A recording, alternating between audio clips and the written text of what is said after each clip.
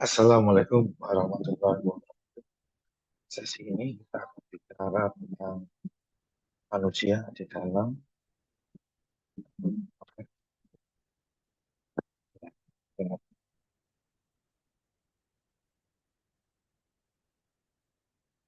oke,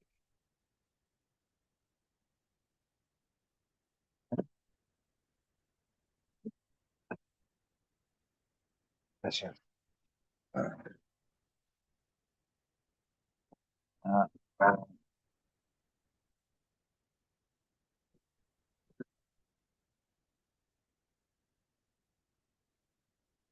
ya, jadi sebagai komponen utama dalam organisasi, eh, perilaku manusia itu tadi kita berpikir ternyata perilaku itu mengikuti perkembangan maupun kondisi yang ada dan semakin lama semakin sulit untuk dikendalikan. Ini yang persoalan-persoalan organisasi ini menjadi semakin hari semakin berkembang. Nah, ini kita lihat, kita mulai dulu dari yang hakikat hakikat manusia. Oke. Manusia sendiri itu adalah makhluk yang mempunyai tiga komponen dalam ini. Komponen utama sebenarnya ada dua, ya, mental dan raga fisik. Tapi substansinya itu tadi, itu mereka adalah hakikat-hakikat individu, sosial, dan moralitas. Jadi mereka tuh maunya dibedakan. Setiap orang adalah unik. Artinya ya satu-satu. Tapi meskipun unik, dia nggak mau dibedakan. Artinya nggak mau ada satu lebih tinggi, satu lebih rendah. Nggak. Dia mau diakui sebagai berbeda, tapi dia tidak mau dibeda-bedakan dengan sosialita. Artinya dia tetap ingin melakukan interaksi dengan individu lain dan biasanya dia akan nyaman pada situasi di mana individu-individu yang lainnya itu mampu berinteraksi dengan dia. Yang terakhir tentu saja secara insting mereka memegang satu nilai-nilai tertentu atau norma yang memungkinkan semuanya bisa berjalan dengan tertib dan teratur. Sekarang saya sebagai hakikat individu kita lihat sebagai individu itu sifatnya adalah tadi seperti disinggung unik. Unik itu adalah satu dan satu-satu. Tidak ada yang sama 100%. Kalau nggak fisiknya sama, psikisnya beda. Kalau psikisnya sama, fisiknya beda. Itu pun tidak 100%. Ya. Sementara itu, dia meminta keunikan, individu tadi, dia juga minta dihargai. Mereka harus dihargain pada porsi-porsi. Dia ingin dia kelompoknya yang itu nomor dua. Kalau yang pertama dia, kemudian dia ingin diperlakukan tentang memperlakukan dia dan harkat dan martabatnya. Nah, kalau yang sosial, yang paling penting itu adalah dia tetap butuh ketemu sama orang lain, dia tetap butuh untuk selalu berinteraksi sehingga dia merasa bahwa tidak hidup sendirian. Kayak itu disebut sebagai kebutuhan sosial. Itu dorongan yang penting untuk bersosialisasi. Supaya dia tidak merasa hidup sendirian.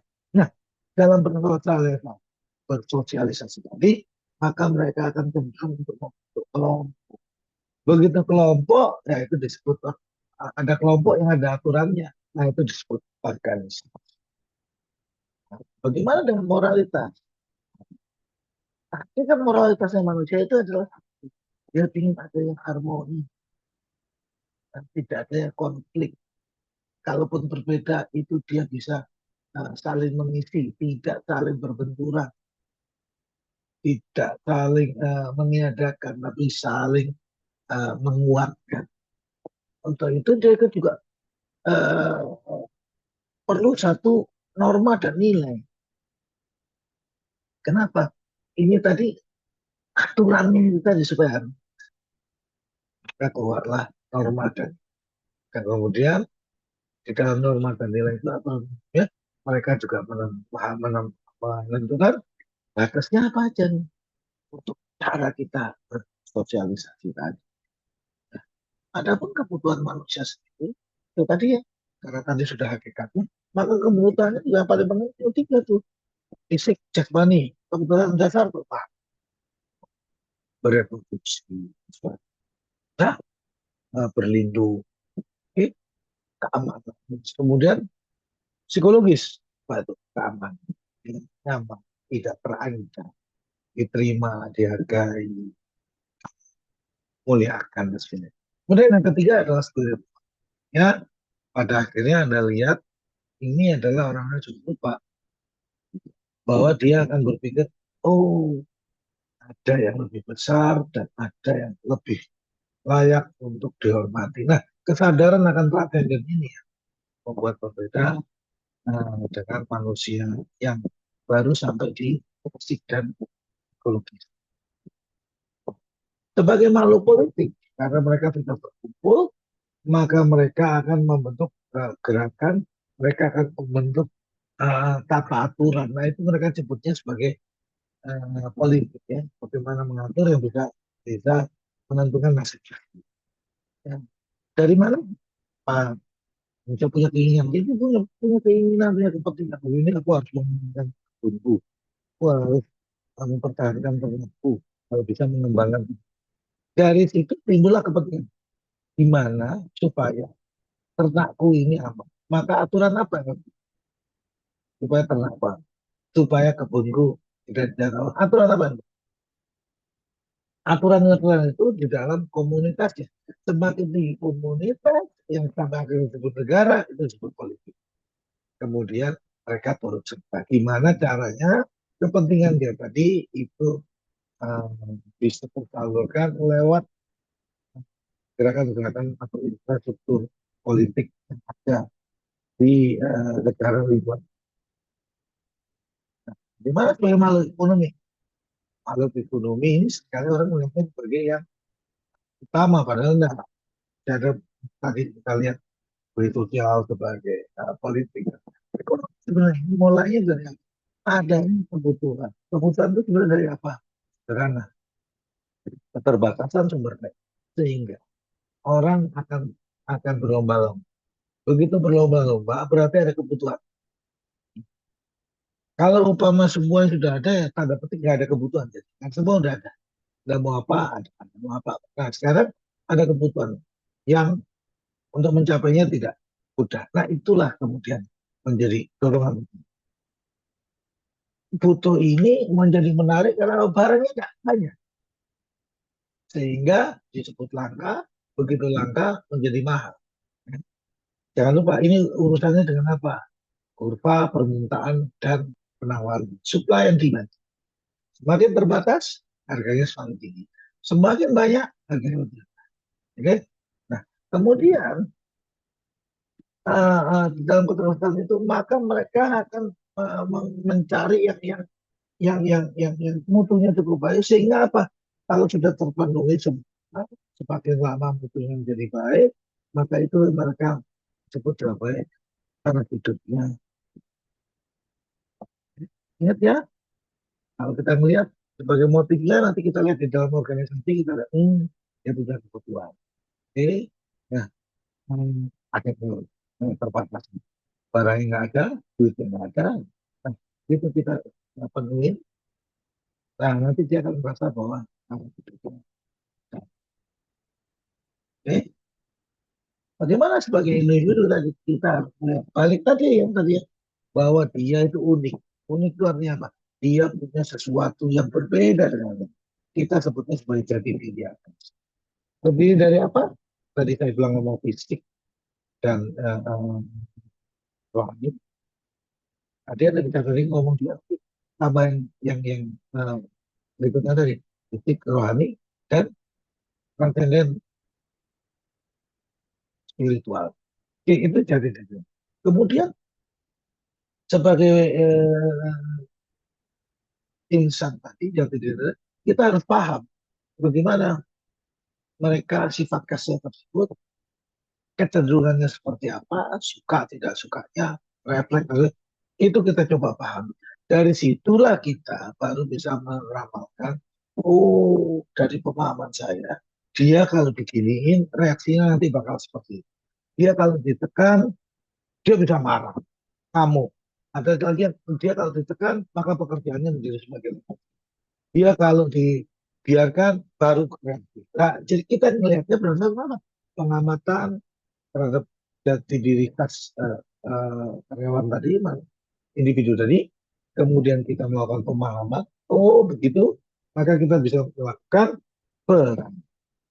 Kalau diperlakukan seperti ini, maka kami ramalkan, kita perkirakan dia akan bereaksi seperti apa. Oke, nah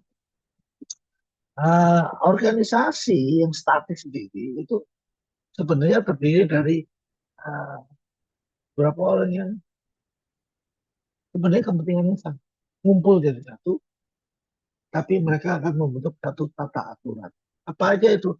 Itu ada manajemennya, ada tata bagaimana operasionalnya, bagaimana keuangannya, bagaimana pemasarannya, bagaimana pemenuhan sumber daya manusianya, itu termasuk bagaimana peralatannya.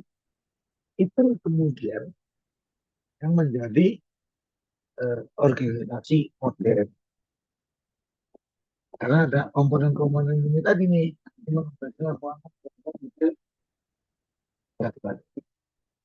Nah, itu yang kami.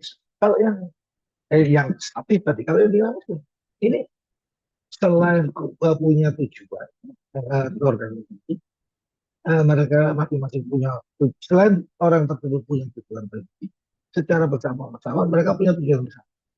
Nah, tujuan bersama ini ya itu menimbulkan kerjasama terus menerus memperbaiki, mengkoreksi sehingga bisa semakin efektif dan efisien. Tapi bisa juga karena relasinya itu tidak dinamis, malah destruktif, maka menjadi kurang efektif dan kurang efisien. Sehingga kita lihat itu bisa kayak grafik naik turun naik. Ya, kita perhatikan yang paling utama di dalam organisasi yang dinamis tadi bukan cuma struktur, kalau yang struktur kita akan ngomong bagaimana pola kerja teman. Masing-masing punya agenda pribadi, tapi bagaimana agenda pribadi ini bisa bertemu di dalam agenda bersama, agenda organisasi. Kemudian bagaimana kita efisien? Efisien itu terkait dengan pencapaian proses, ya, beda dengan efektif. Efektif itu terkait dengan penggunaan sumber daya. Terus bagaimana mereka berinteraksi antara komponen manusia tersebut di dalam organisasi yang kita kelola. Nah, kita kemudian kembali ke unsur pokok organisasi. Kita tahu tadi bahwa manusia itu adalah paling utama di organisasi. Maka mari kita balik lagi organisasi itu bentuknya kalau itu ada manusia. Dan itu harus lebih dari satu. Kalau cuma satu itu nama individu, bukan organisasi. Kemudian mempunyai cara berpikir atau filsafat sama tujuan yang sama, pola pandang. Kemudian ada proses yang disepakati, yang dilakukan oleh para manusia tersebut dan mereka punya kepentingan. Nah, maka itu disebut sebagai saat ini kita lihat ada perubahan nih di paradigma organisasi. Itu ada beberapa teori seperti Henry Fayol, Frederick Taylor, Alfred Kendrick, dan sebagainya. Dia ngomong gini, mereka selalu ngomong tentang otoritas. Tapi sekarang yang penting adalah bagaimana bangunnya. Sorry, mari kita kembali ke prinsip. Ya. Yang pertama itu adalah uh, mulai manusia itu Berkumpul-kumpul mereka melawan kolaborasi bersama Pak. Sebelumnya manusia itu pokoknya kita kerja situasinya enak. Itu dimulai sebelumnya adalah semua dikumpulin, aturannya hierarkinya tinggi, eh, keputusan paling utama ada di satu titik sentralisasi ya. Orang itu diukur cuma pokoknya efisien atau enggak menghasilkan, kalau nggak menghasilkan minggir. Berkembang berikutnya, oh nggak cuma manusia dianggap sebagai alat produksi saja, tidak dilihat sebagai manusia sebagai mesin saja, seolah-olah kalau manusia sebagai sosial, jadi perlu diberikan kesempatan untuk dia berkembang, untuk dia bersosialisasi. Nah, begitu sudah selesai sosialisasi, balik tadi yang ketiga, maka mereka melakukannya dengan sukarela, melakukan bukan bersama-sama kerja, tapi kerja. Partisipasinya tentu lebih banyak memikirkan dan lebih banyak memberikan cara-cara untuk mengerjakan hal yang biasa. Itu yang disebut sebagai inovasi. Nah, berikut itu tadi yang sekarang bagaimana dengan paradigma manusianya itu sendiri. Kita melihat bahwa setelah ada organisasi, ternyata karena manusia itu makhluk sosial, maka seringkali pandangannya berbeda, bukan berbeda ya, berkembang mengikuti dari interaksi dia dengan manusia, interaksi dengan lingkungan, sehingga dia bisa berbeda, geser-geser. Kawan-kawannya siapa, lingkungannya sudah. Nah setelah itu mereka juga dipengaruhi apa? Kondisi bekerja. Setelah ada pengaruh, mereka kemudian punya angan-angan kebutuhan itu tadi ya. Salah satunya adalah saya ingin kondisi pekerjaannya enak. Yang enak kayak gimana? Nah, itu bisa dari situ barulah kita ketahui ternyata apa yang dimauin oleh pekerja, anggota secara umum, itu seringkali beda dengan apa yang dimauin oleh manajemen ya, yang mengatur atau kadang-kadang yang terjadi. Inilah nanti ya, gap ini tadi yang harus kita selesaikan di dalam perilaku organisasi. Pada ketahuan. Demikian adanya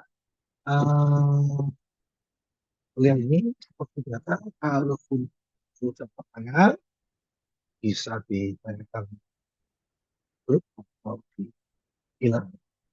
Terima kasih. Mohon maaf. Kalau maafik, Assalamualaikum warahmatullahi wabarakatuh.